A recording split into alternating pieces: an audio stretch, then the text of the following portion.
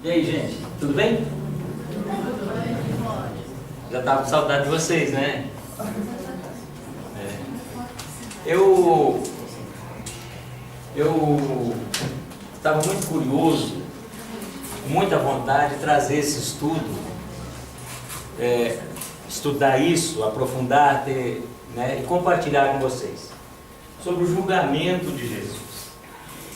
Existe toda uma discussão dessa questão do julgamento, da questão jurídica, de como isso ocorreu, sobre a legalidade do julgamento. Então eu fiz questão de dar uma analisada e compartilhar com vocês. Fiquei vibrei muito em mim mesmo, né? Fiquei muito alegre de entender isso. Como é que foi esse julgamento? Isso foi um julgamento legal? Ou seja, dentro da lei? Ou não foi?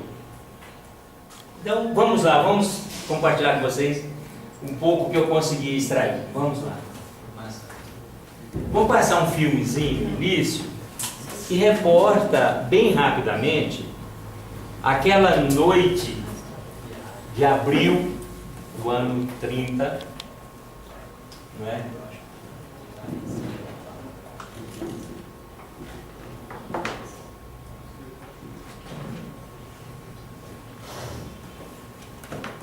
Vamos lá, com a ajuda aqui dos universitários.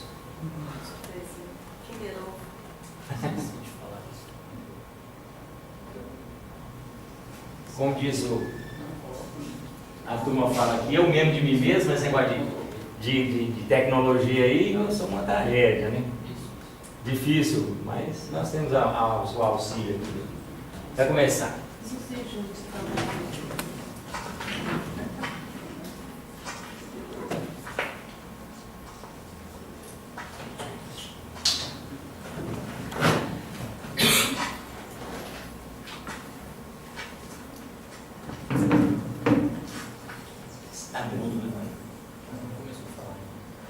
Tu és o rei dos judeus?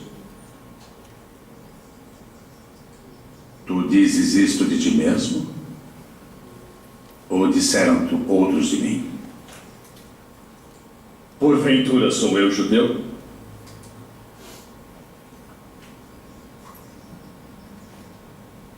A tua nação e os principais dos sacerdotes entregaram-te a mim. Que fizeste?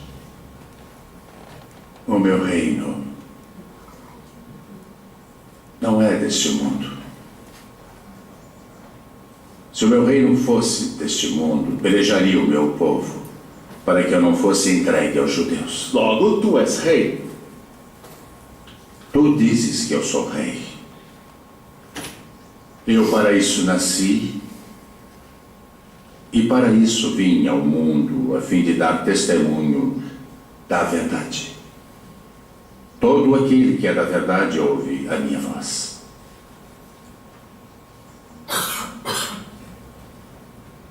Que é a verdade? A vez minha... Vamos lá, vamos retomar. A questão é que Jesus estava entre duas situações. Uma situação que ele estava sendo julgado pelos sacerdotes, pelos judeus, e outra situação ele estava sendo julgado pelos romanos. Ele estava entre dois mundos jurídicos muito bem estruturados. Mas vamos lá, vamos fazer a leitura do Evangelho, que nos ajuda a ampliar a compreensão. Buscando os colaboradores, né? Vamos lá? Esse é Mateus 27, 11, 14. Vamos lá. Quem pode isso? Ora, Jesus estava de pé diante do governador e interrogou. O governador disse: És tu o rei dos judeus? Jesus, pois, disse: Tu estás dizendo. Mas ao ser acusado pelos principais sacerdotes, nada respondeu. Então disse-lhes Pilatos: Não ouves quantos testemunham contra ti? E não lhe respondeu sequer uma palavra, de forma a admirar muito o governador. Perguntou-lhe Pilatos: És tu o rei dos judeus? Respondendo, disse-lhe: Tu os estás dizendo. E o acusavam de muitas coisas os principais sacerdotes. Então Pilatos interrogou de novo, dizendo: Não respondes nada? Vê quantos te acusam. Mas Jesus não respondeu nada, de forma a admirar Pilatos.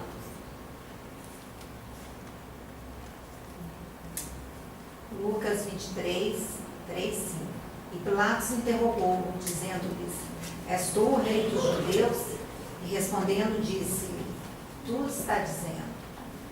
Então Pilatos disse aos principais sacerdotes e à multidão: Nenhuma culpa encontro nesse homem.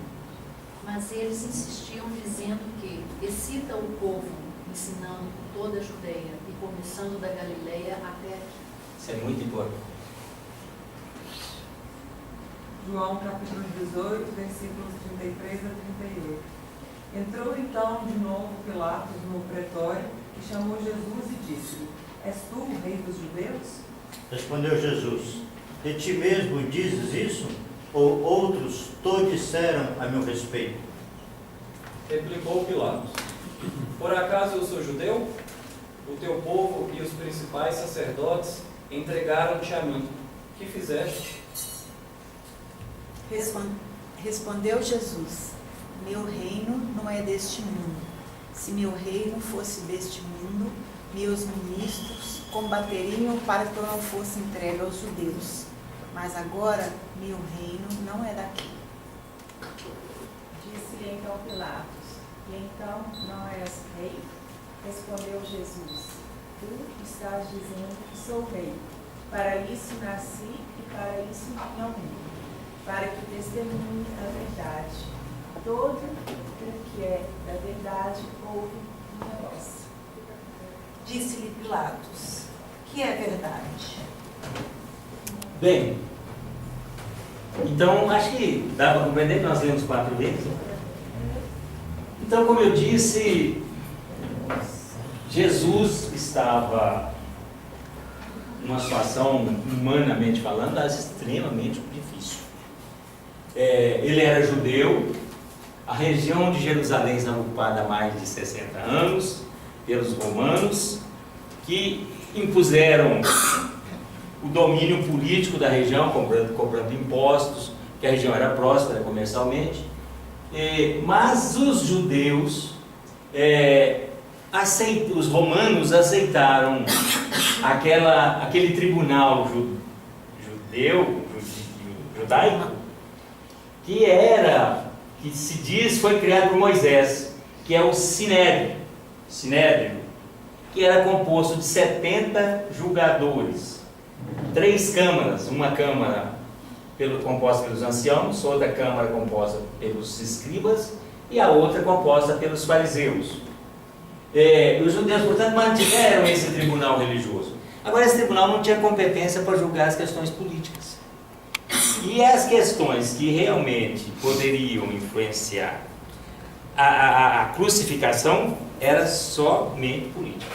Por isso que eu falei, quando nós estávamos passando ali o Evangelho, eu falei: gente, olha que interessante quando eles falam assim, ele estava vindo lá da Galileia e estava incitando o povo. Era um mote que eles estavam introduzindo para inserir Jesus no Código Romano, que o Código Romano previa essa possibilidade. Vamos lá.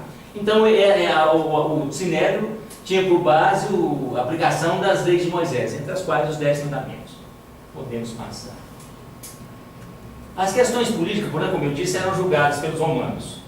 O julgador era o principal representante do imperador romano, e ali tem a figura de Jesus e Pilatos.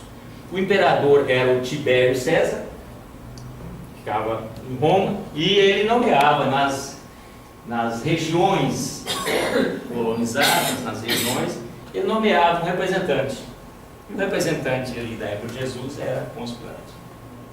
uma pessoa cuja personalidade, diversos autores que pesquisei falam que ele era muito fraco de personalidade. Era um líder realmente dúbio nas suas decisões, difícil de deliberar. E então ele pode passar. No Sinédrio, como eu disse antes, só dando uma, no Sinédrio não havia essa penalidade de crucificação, de morte em cruz. Não havia pena de prisão e morte para apedrejamento. Nós já sabemos, né, conhecemos aqui, uma pena que o Sinédrio aplicou de apedrejamento. Quem que lembra de qual pena que o Sinédrio aplicou de apedrejamento? Hein? Não, tem outro, mais famoso. Estevão foi apedrejado por sentença do Sinédrio. Ô, Gilberto, isso mesmo, Gilberto. O Estevão foi apedrejado por sentença do Sinédrio. Não é? Não é isso? O Estevão foi o principal acusador de Estevão, foi quem? Paulo, não foi? Paulo foi o principal acusador de Estevão. Não é? E nós sabemos também que a pessoa, a mulher que Paulo mais amava, que na época era Saulo, era Abigail. E quem era Abigail? Irmã de Estevão, não é? Então o tribunal romano é que podia aplicar a pena de morte em cruz. A pessoa poderia, portanto, não só Jesus, mas qualquer habitante daquela região, podia ser julgada por duas situações diferentes. Uma, a situação política, e outra, a situação religiosa. Né? Pode passar. Então, gente, o que eu fiz questão de trazer para vocês, para demonstrar a ilegalidade do julgamento de Jesus. O absurdo que aconteceu. Então, vejam bem. Regras para qualquer julgamento do Sinédrio.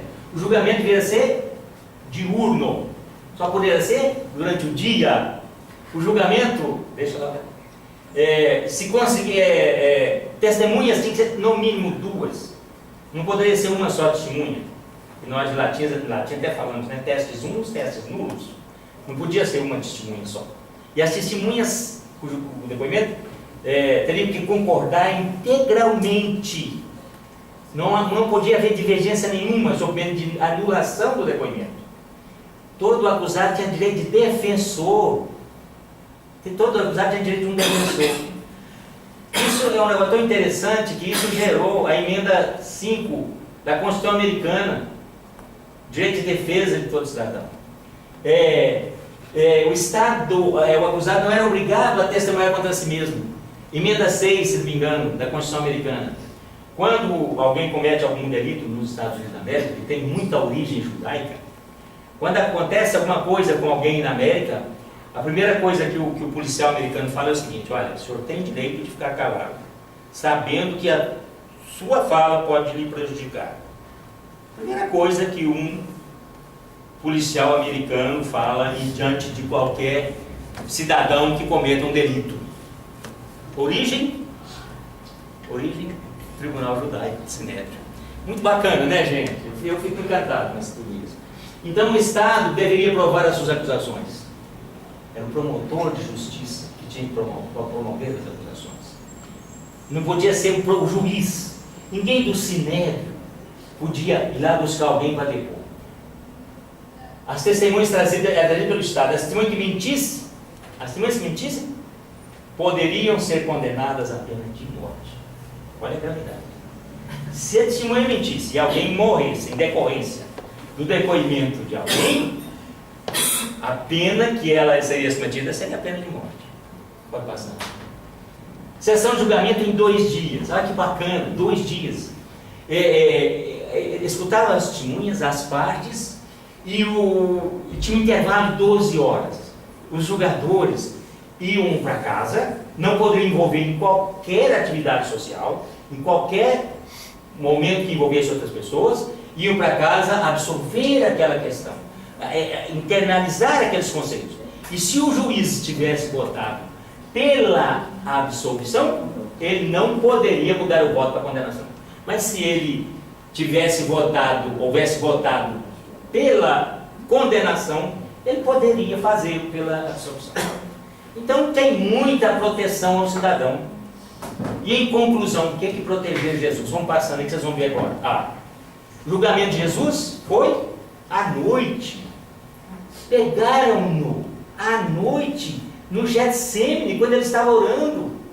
Levaram para a casa do Caifás. À noite. Absurdo, à noite. Não poderia. Testemunha de no mínimo 2 pessoas. O próprio Sinédrio, algumas 2 testemunhas. Os próprios juízes buscaram 2 para dizer que Jesus falou que destruiu o templo em 3 dias. Testemunhas eram falsas. O julgador não poderia, como eu disse antes, o julgador não poderia levar as testemunhas para o tribunal depois. Era o Estado que faria. Era o promotor, não eram os juízes. Não eram os juízes. Todo acusado tinha direito de um defensor. Constituição americana de hoje, emenda da pena, não tinha, Jesus não tem defensor nenhum. Mais uma ilegalidade. O acusado não era obrigado a testemunhar contra si mesmo. Jesus sabia disso e ficou calado. Porque também ele entendia que aqueles homens não tinham autoridade moral para julgar. Então ele se calou, né? Então o Estado deveria formular suas alegações e suas provas. A testemunha que se mentisse, como eu disse antes, poderia ser condenada à morte. E as testemunhas mentiram. Mas ninguém apurou nada. Podemos ir. Acusações do Sinédrio. O que é que o Sinédrio arguiu? Primeiro, aquela questão que eu já disse, que é a questão do dizer que ele destruiu o templo em 3 dias. Jesus, na verdade, falou espiritualmente. Jesus não falou que ele destruiu um templo de pedra. E a principal acusação foi de blasfêmia, não é? Uma das principais. Blasfemas, afirmações que Jesus era o Cristo, era o Filho de Deus e que estaria sentado à direita de Deus Pai. Essa era a acusação principal, formulada pelos Sinédrio, pelos representantes lá do povo judeu. E profanar no sábado. Essa era uma pena que na lei de Moisés previa.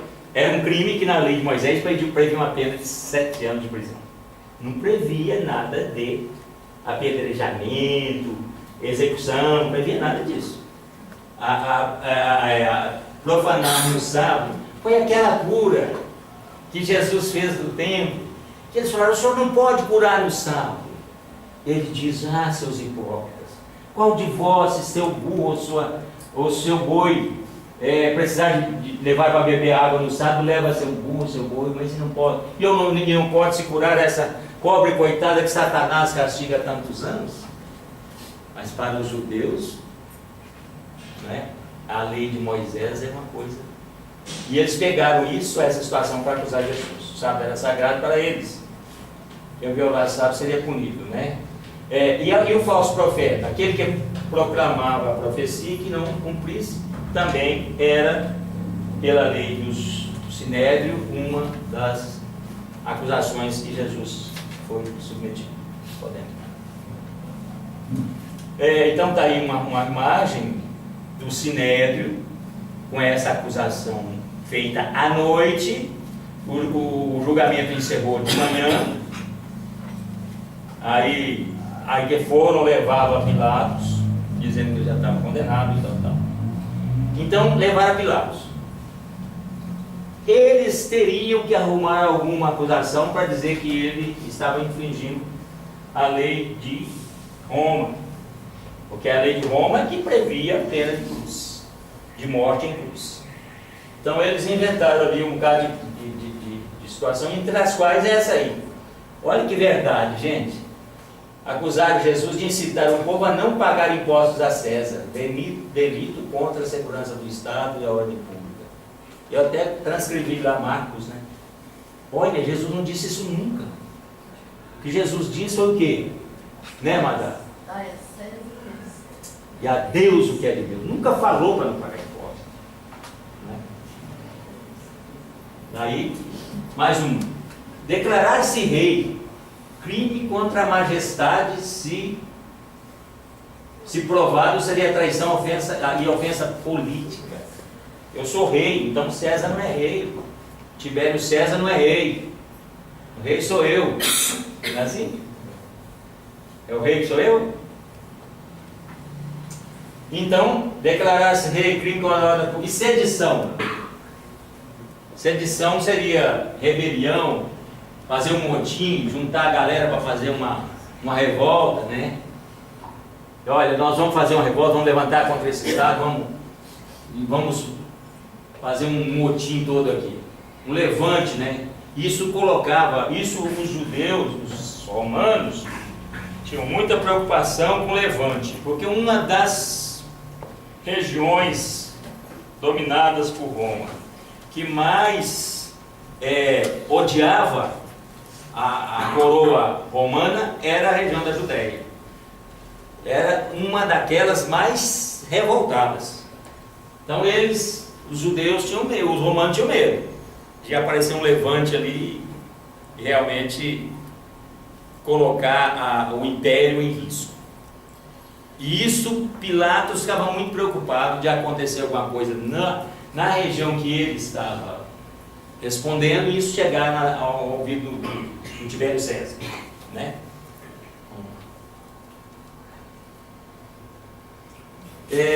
Uma coisa que eu quero trazer para a gente discutir: a postura de Jesus diante dos julgadores.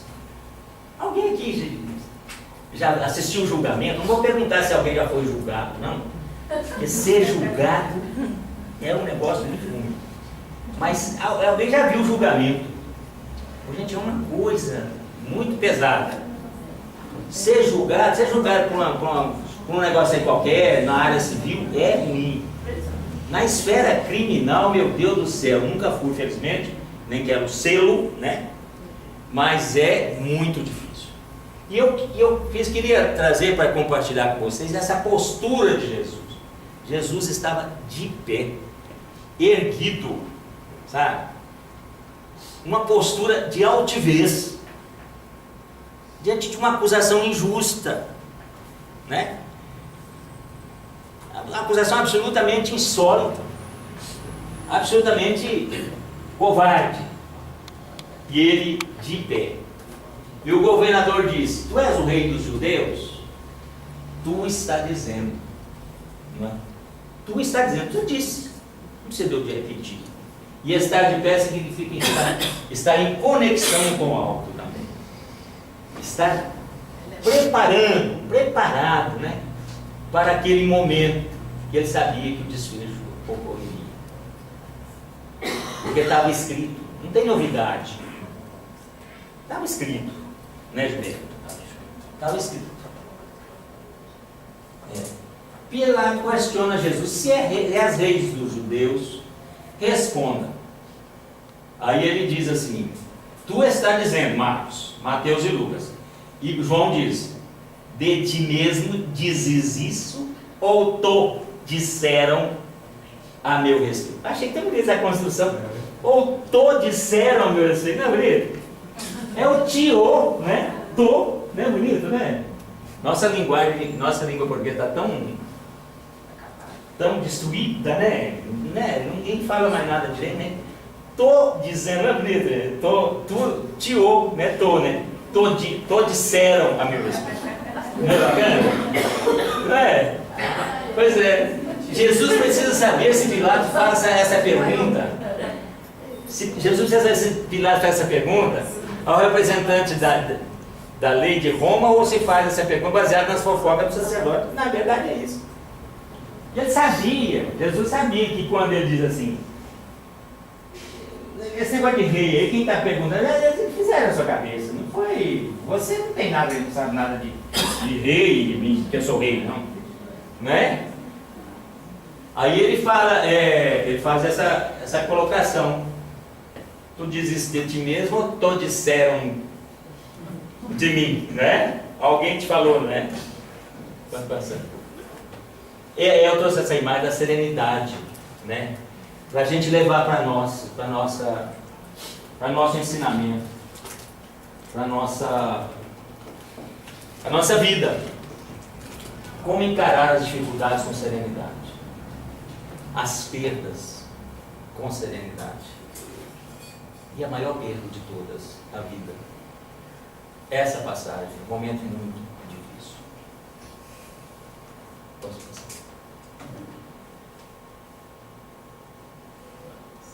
diante da autoridade civil é que Jesus não respondeu, pois conhecia nele o direito de inquirir. Mas isso é importante. Jesus não respondeu ao povo do Sinédrio, aos judeus, porque eles sabiam que eles não tinham autoridade moral para estar diante dele. Eles eram hipócritas. A nossa Lu trouxe muito bem a questão da hipocrisia no primeiro estudo, não é? Pregar uma coisa, não é isso, Lu? E fazer outra? Não é isso? Quem mais fazia isso? Os fariseus, não é? Os fariseus eram quem mais proclamava uma questão e fazia outra. E diante desta hipocrisia que a Lu trouxe bem na primeira parte, Jesus não os respondia, porque não via neles dignidade. Não é? E a Pilatos sim, porque na lei judaica estava lá escrito, e o Jesus sabia muito bem isso, que devia se respeitar as autoridades constituídas. Era dever do cidadão respeitar as autoridades constituídas. Por isso que a Pilatos ele respondia. Com Pilatos ele manteve o diálogo.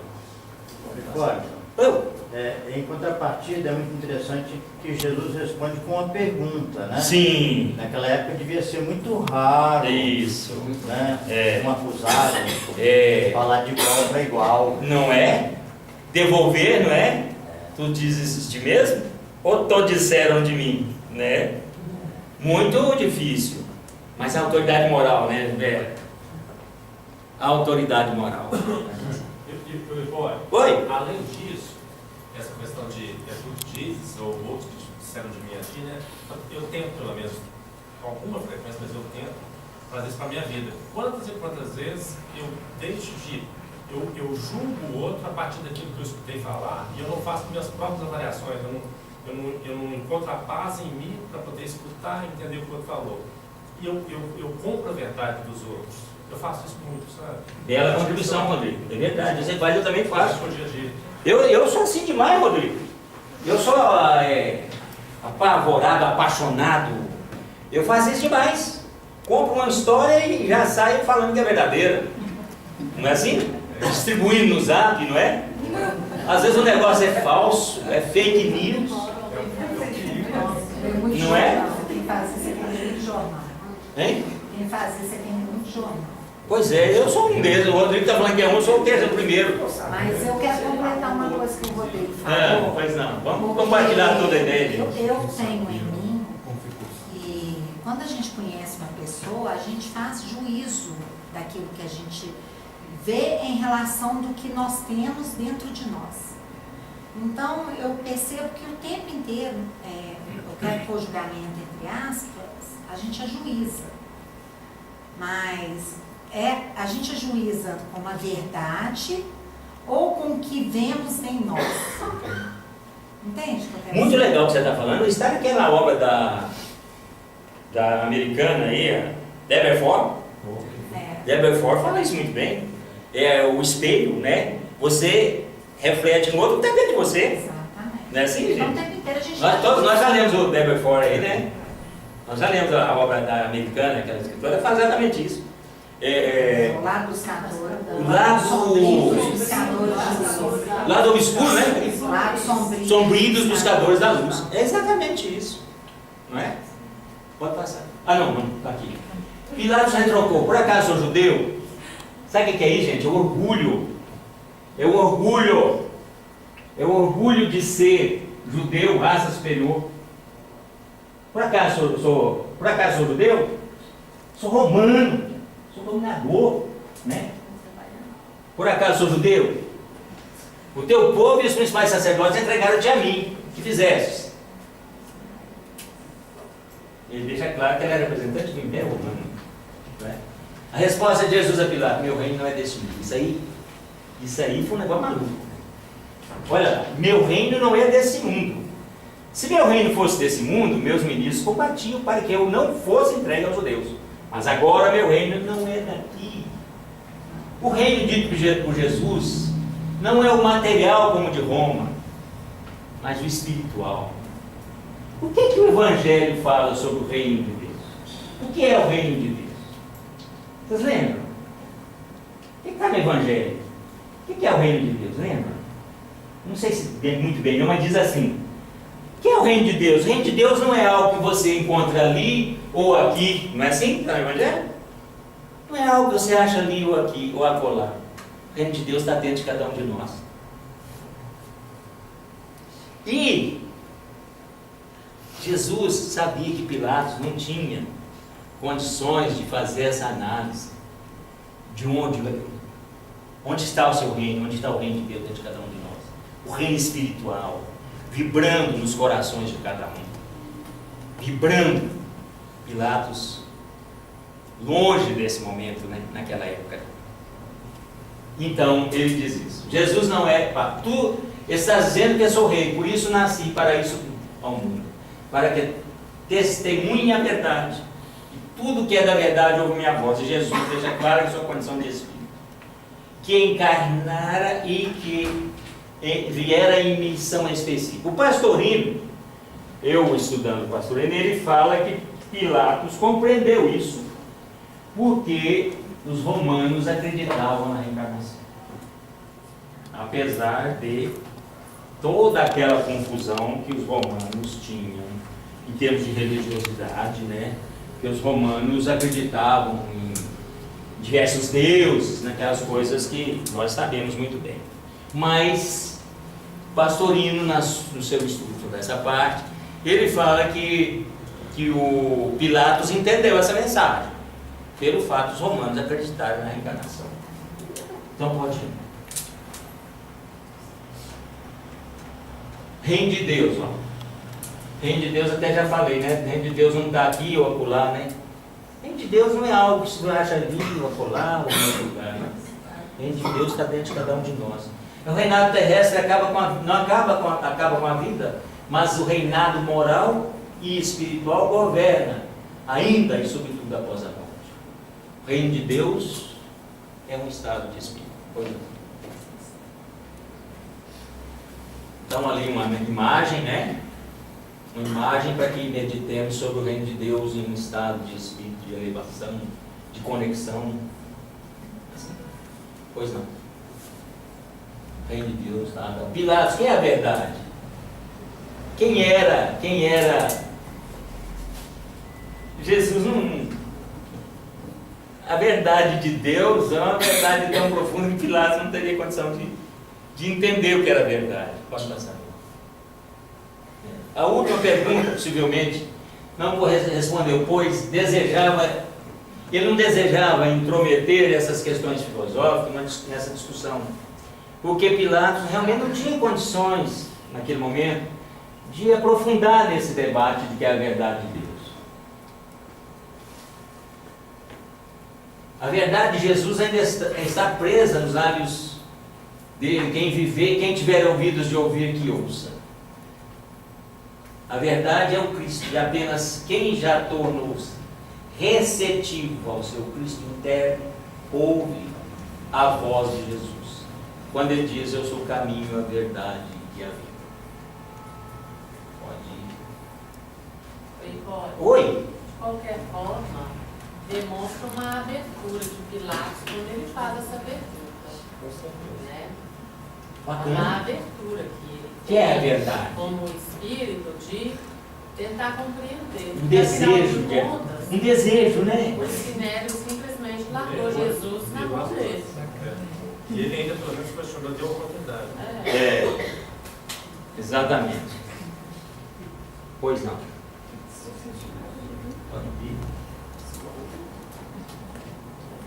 Então assim,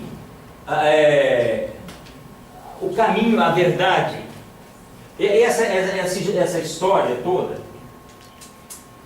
demonstra que Jesus foi julgado, condenado por quem não tinha condições de fazer, né? Por um tribunal ilegítimo.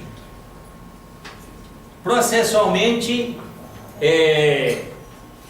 à noite, quando os julgamentos não poderiam ocorrer à noite. Não poderiam ocorrer à noite. Os julgamentos teriam que ser durante o dia. Nenhuma das regras processuais em vigor foram cumpridas. E estamos diante, hoje, do maior absurdo, o maior julgamento, o mais injusto julgamento da história da humanidade. Por que aconteceu esse julgamento absurdo? Por que, Gilberto? Estava previsto, né, Gilberto? Os profetas já haviam dito isso, que Jesus ia padecer na mão dos como é que eram os judeus? Quem não era iniciado era pagãos, não é? Ia padecer na mão dos pagãos. Foi o que efetivamente aconteceu. Depois de julgado, ele foi levado pelos soldados para o pátio, já tinha amanhecido o dia, e foi. Pilatos ainda falou uma coisa interessante: não, eu não vou condená-lo, não. Eu vou mandar aqui o açoite e o libere. Mas aí a fúria do sinédrio e da população que o seguia impediu Pilatos de permitir que isso acontecesse. Esse açoite era feito com instrumento de corda com chumbo dentro, arrancava pedaços, mas pelo menos não tirava vida. Pilatos não queria de maneira nenhuma que Jesus fosse crucificado. Tanto é que depois disso apareceu o episódio do lava as mãos, que ele foi lá e falou: eu não vejo culpa nesse homem. Por 2 vezes Pilatos disse que Jesus não tinha culpa. Ele ainda tentou com o Barrabás, né? Tentou com o Barrabás. Não, mas eu posso liberar um. Vamos tentar ver se salva esse, né? Vamos liberar um. A população enfurecida. Agora, por que ele era juiz? E por que ele estava funcionando como advogado de defesa? Pois é, teve um episódio, né? Pilatos, na verdade, ele não tinha segurança em condenar Jesus. Teve o episódio da Cláudia, né, Gilberto? Pilatos tinha uma mulher bonita e que teve uma série de contatos espiritualistas que vieram dizer a ela que intercedesse junto ao Pilatos e que não determinasse o cumprimento da sentença de morte. E Cláudia foi várias vezes conversar com Pilatos, estar com Pilatos, e ainda assim ele não queria, mas o problema do Pilatos, eu li isso várias vezes no estudo, é que ele tinha medo do Sinédrio, que era o povo mais poderoso da Judéia e de Jerusalém, desse povo comunicar a Tibério César que Pilatos estava permitindo levantes por quem estava se arvorando contra a autoridade do rei de Roma, Tibério César, e que Pilatos tinha se omitido. Então o cargo de Pilatos foi colocado à prova. O cargo dele foi colocado à prova. Então, para não ficar mal com a sede, a não ficar mal com Roma, aconteceu o que aconteceu. Ele acabou permitindo que esse fato ocorresse. E que Jesus, portanto, fosse entregue e fosse crucificado. Né, Gilberto? Isso aí, ele tinha as informações, ele não queria, mas ele não teve como.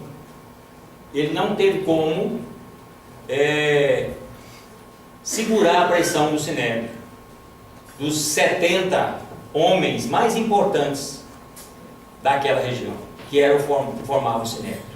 Eram os 70 homens mais importantes. Mas de tudo se extrai a capacidade de Jesus de enfrentar essa situação difícil. Quem de nós enfrentaria um julgamento desse com aquela postura, com aquela serenidade? Não é? Eu, às vezes, na minha vida profissional, às vezes tenho a missão de julgar. E eu fico com uma dificuldade danada antes de estabelecer um voto, né? Porque eu sei das consequências daquilo contra alguém. É difícil. O que mais me impressiona, não é nem a postura de Jesus, é aceitar o julgamento sem se levantar contra ele. Sem resistir. Sem resistir, sem retrucar, sem falar, peraí, eu não sou nada disso que você está falando. Ô, Simone, isso ele fala, mas ele fala, né, Simone? É mais importante. Não é? Simone, mas isso ele fala, né? Se meu reino fosse desse mundo, meus discípulos iam levantar contra as acusações. Não houve resistência, respondendo o que você falou. Não houve resistência. Por quê? Por que não houve resistência? Não houve resistência porque, na verdade, que o reino dele está consciente que o julgamento dele não atingiu o espírito. O julgamento era material. E que ele tinha uma missão, que aquela missão impunha que ele submetesse a essa situação.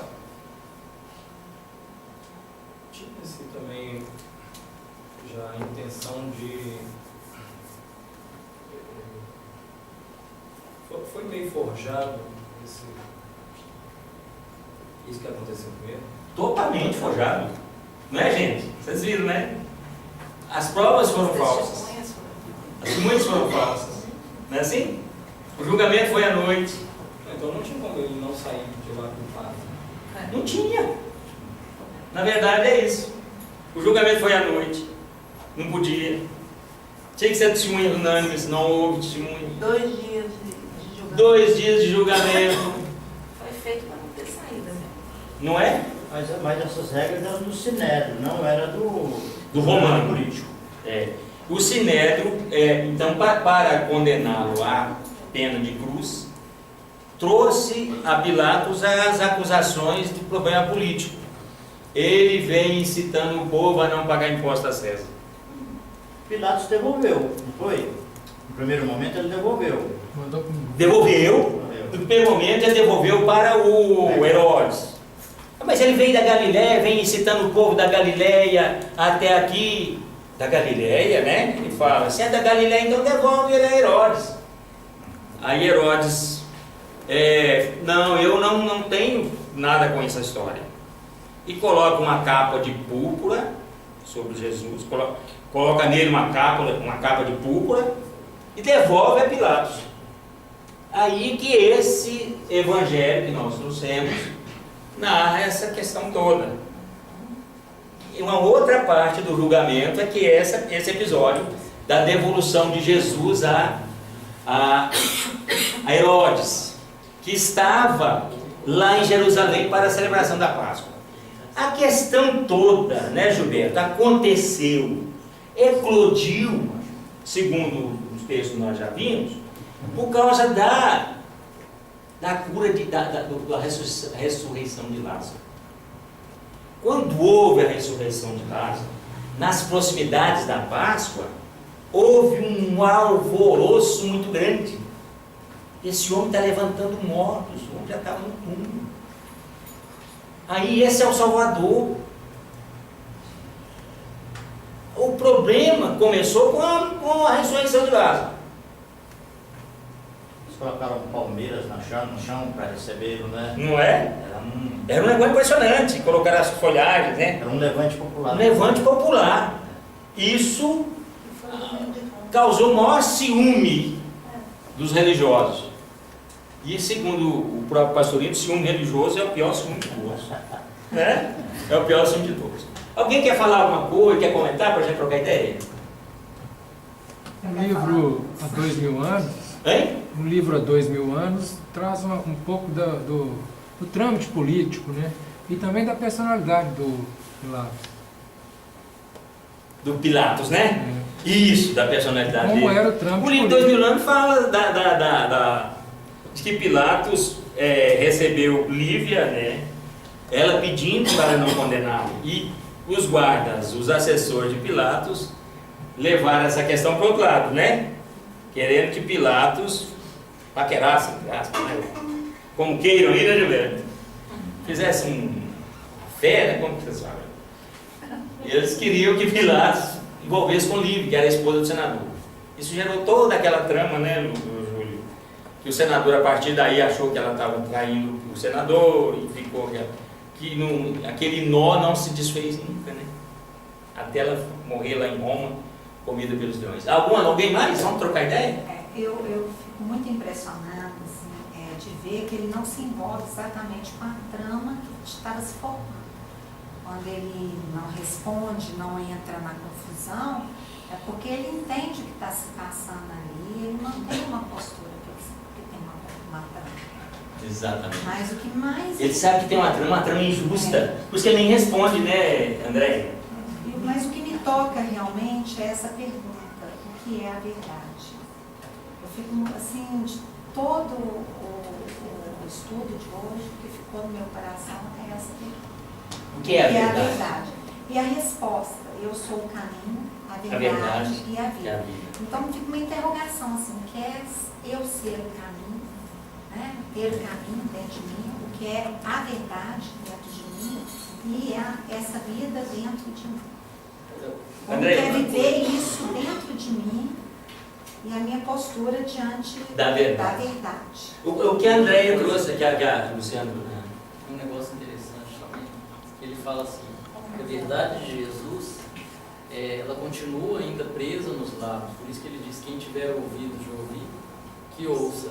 Então, o Pilatos perguntou, o que é verdade, Jesus não teve condição de responder, porque Pilatos ali não tinha ouvido de ouvir. Provavelmente, é uma hipótese. E aí, o que a gente colocou ali no final é exatamente isso. Muitas vezes, eu ainda não tenho, depois de mais de 2000 anos, depois daquele episódio, eu ainda não tenho ouvido de ouvir a verdade de Jesus. Exatamente. E essa verdade eu só vou ouvir se eu estiver em conexão com o meu Cristo interno, que é o Cristo que está dentro de mim.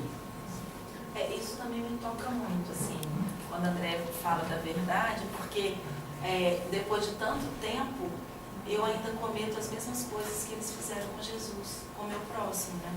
Julgando, assim, tomando como a minha verdade a verdade absoluta, né? Então, assim, com tantos ensinamentos assim, à nossa disposição, eu ainda me pego julgando e fazendo exatamente o que eles fizeram com Jesus, com pessoas próximas a mim. Eu também. Quem de vocês acham que não? Quem de vocês acham que não? Não é assim mesmo? Ah lá, mas acho que não. Mas gente, é isso mesmo. O que a Luciana falou, oi, Patrícia? Essa questão do silêncio. O silêncio de Jesus. É muito significativo. Porque quando eu começo a contar a história, é porque não adianta, eu estou fazendo alguma coisa errada. Se eu começo, desencarnei, estou lá com o meu amigo espiritual. Não, sabe o que é? É que aquele dia acabou. Se tem historinha, acabou. Não é a verdade. Não é a verdade. Você não foi no fundo. Porque a verdade, ela não precisa de justificação. Ela é. Tanto que Jesus ela fala diz, por si só. Eu sou. O caminho, a verdade e a vida. Ele fala, eu sou. Eu sou. Então... Eu sou não tem passado, né? Não tem futuro. Eu sou. Eu sou. Então eu acho que a verdade está muito nessa busca, assim, através do silêncio. Né? Como a Andréia colocou, fica a pergunta, o que é a verdade? Busque no silêncio. Veja que o que a própria Luciana falou antes. O André Luiz, o livro é de 1943, né? Quer dizer, é a mesma coisa que os fariseus falavam, né? A Luciana trouxe, né? Quer dizer, a hipocrisia, né? É a mesma coisa que está acontecendo, é muito difícil, né? Todos os autores falam que a natureza não dá salto. É tudo muito lentamente, né? É um passo, dois para frente e um para trás. E a caminhada é muito lenta. Cada um de nós incorporar os conceitos do Evangelho e praticar, é muito difícil, né, dona Ana? É desafiador, né, Paulo? Hein? É desafiador. É desafiador. Isso. Exatamente. Ô, gente, é isso aí. Eu quis trazer essas questões porque tem toda uma mística do julgamento. Essa mística da legalidade do julgamento foi julgado por questões espirituais, foi julgado por homens. havia leis e as leis não foram aplicadas, não foram cumpridas. Portanto, engraçado, vocês vejam bem que os preceitos que estavam nas leis dos fariseus, de Moisés, dos hebreus, dos judeus, são preceitos tão importantes que estão na Constituição americana, a emenda 5 e a emenda 6 da Constituição dos Estados Unidos. Tão importante é a legislação que havia. Havia uma legislação perfeita. Ninguém poderia ser condenado sem defesa, né? Ninguém